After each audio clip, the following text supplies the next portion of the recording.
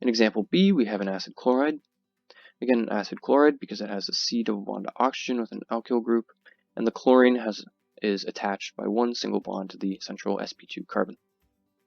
And so what we do is we take a nucleophilic alcohol where the oxygen is that nucleophilic site, and the electron density from that oxygen will be donated towards this electrophilic carbon center that is sp2 hybridized, and the electron density will be taken towards this very electronegative oxygen, breaking the carbon-oxygen double bond to form an sp3 hybridized center. And again, this is an equilibrium process. And very quickly, the electron density that was gained on the oxygen center will fall back down, recreating the carbon-oxygen double bond. And the chloride anion will leave, taking with it the carbon-chlorine electron density.